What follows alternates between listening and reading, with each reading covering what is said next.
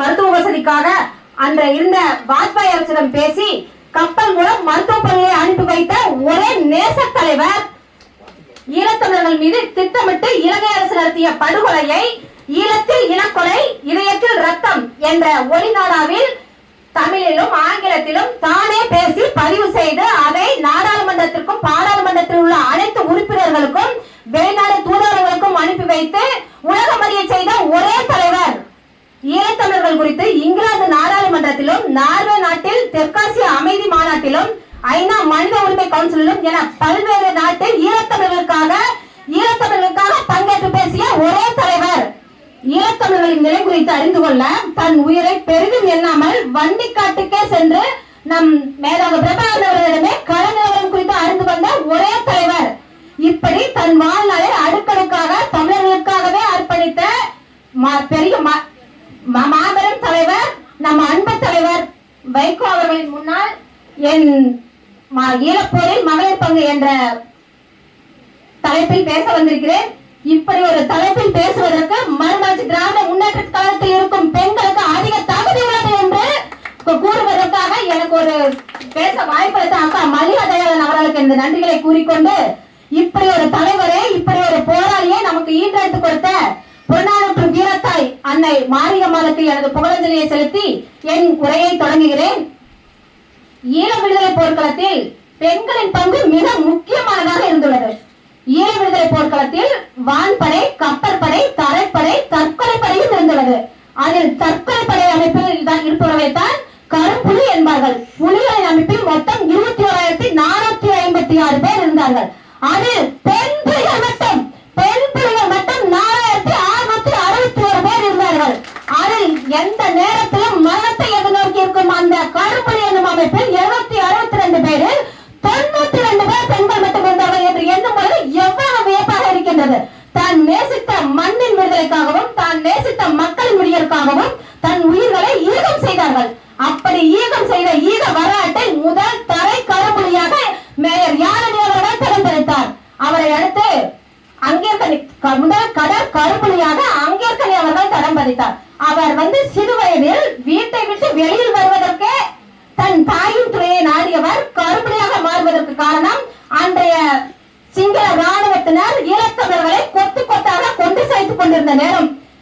இங்கே நிறைய பெண்கள் இருப்பதால் அவர்கள் பெண்களுக்கு எதிராக செய்த கொடுமைகளை சொல்ல முடியாத நிலை. அப்படிப்பட்ட கொடுமைகளை எல்லாம் பார்த்த பின் தான் அங்கேற்கனி அவர்கள் கரும்புலியாக மாற வேண்டும், சிங்கள ராணுவத்தை அழிக்க வேண்டும், ஈழத்தமிழர்களுக்கு ஒரு உத்வேகத்தையும் ஒரு உற்சாகத்தையும் கொடுக்க வேண்டும் என்பதே அங்கேற்கனி அவர்களின் நோக்கம். அதற்காக போராளியாக சேர்கிறார், கரும்புலியாக பயிற்சி பெறுகிறார். கரும்புலியாக பயிற்சி பெறும் நேரம் வருகிறது. அப்பொழுது கேனல் நலாயினி அவர்கள் ஏதாவது சொல்ல விரும்புகிறாயா என்று கேட்டதற்கு அங்கேற்கனி அவர்கள் கூறுவார், எனக்கு எதுவும் வேண்டாம், தங்களின் அன்பும் அண்ணனின் அன்பும் எனக்கு இருந்தால் எனக்கு அதுவே போதும் அப்படின்னு சொல்லி குறிப்பாங்க. அந்த இடத்துல அண்ணன் அவர் அப்படின்னு சொல்லி குறிப்பிட்டது நம்ம மேலாக பிரபாகரன் அவர்களையே அண்ணன் என்று குறிப்பிட்டிருப்பார்.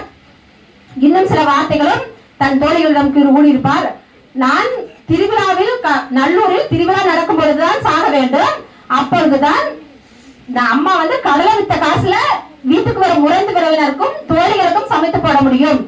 இன்னும் மேலும் நான் சாவத நிலத்தை யாரும் கலங்க வேண்டாம், நான் சந்தோஷமாகவே வெடித்து சிதறுவேன், கடலிலும் கடலில் உள்ள காற்றிலும் கடலின் அலைகளிலும் நான் உங்களோடு வாழ்ந்து உறவாடுவேன் என்று அவர் கூறிய அந்த சொற்களை கேட்ட போராளிகளுக்கும் தோழிகளுக்கும் நெஞ்சில் ரணங்களையும் ஒரு வைராக்கியத்தையும் ஏற்படுத்தியது.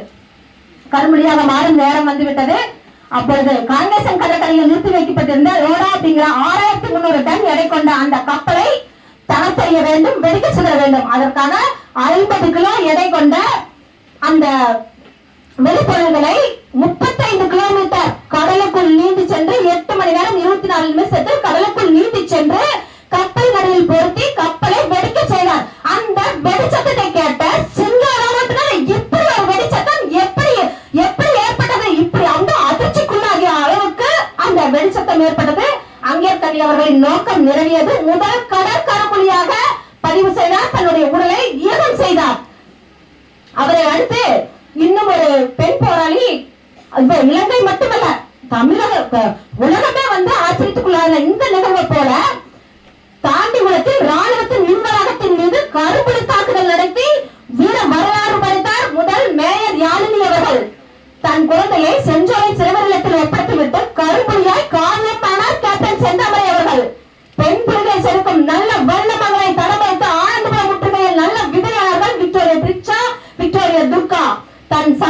தாயிடம் தன் குழந்தையை ஒப்படைத்துவிட்டு ஆனந்தபுரத்தில் புறநானூற்றை புதுப்பித்தார்கள் என தமிழ்ச்செல்வி அவர்கள். பொறியியல், தலைமைத்துவம், அறிவியல், தொழில்நுட்பம், நிர்வாகம், ஊடகத்துறை என அனைத்திலும் ஆர்வமிக்கவர்களாக திகழ்ந்தார்கள். இந்த பெண்களின் பட்டியல் எல்லாம் கூட ஆசைதான். நான் எனக்கு கொடுத்ததோ குறைந்த நேர்மை என்ற காரணத்தால் ஒரு சில கருத்துக்களை மட்டும் கூற விரும்புகிறேன். அடுக்கடையில் இருந்த பெண்ணிடம் கள துடிப்பும் சளைத்தார்கள் இல்லை என்பதை கடலிலும் வானிலும் தரையிலும் சாதனைப்படுத்த வல்லமையும் வடிவங்களாக திகழ்கின்றனர். ஒரு பெண் போராளி களத்தில் நின்று கூறுகிறார், தந்தை வீரச்சாவடைய தன் மகனை களத்துக்கு அனுப்பினான் தாய் என்று நான் வாசித்திருக்கிறேன். களத்திலே வீரச்சாவடைந்த தன் மகனுக்கு மண்பட்டு மூடியதை நான் கண்டிருக்கிறேன். மனநாள் நிச்சயிக்கப்பட்ட தன் போராளி கணவனின் உடலை களத்தில் சிதற அவனுக்காக நினைவுக்கள் நாட்டிய போராளி காதலியை நான் கண்டிருக்கிறேன். பிறந்த 45 நாட்கள் மட்டுமே ஆன பெண் குழந்தையை பின்னால் ஒரு போராளி சுமந்து வர போரில் உதிர்கிற விதையான தன் கணவனின் உடலை தன் தோளில் சுமந்து சென்று விதைக்குழுவில் போட்டு மண்பாட்டு மூடிய மனைவியின் அருகில் நின்றிருக்கிறேன். ஒரே மகனை களத்தில் இருந்த தாய் அவன் போன பாதையில் கடைசி மகன் வீர மரணம் அடைந்து வீடு வர உனக்கு பின்னால் அனுப்ப எனக்கு இன்னொரு மகன் இல்லாமல் போய் விட்டதே என்று கதையாகவே நான் கண்டிருக்கிறேன். ஒருவர் மற்றவருக்கு சொல்லாமல் போராட்ட காலத்தில் தொலைத்தொடர்பு கருவியில் குரல் கேட்ட பின்னரே தான் மட்டும் அல்லாமல் தன் வாழ்க்கை துணையும் களத்தில் நிற்பதை அறிந்து கொண்ட போராட்ட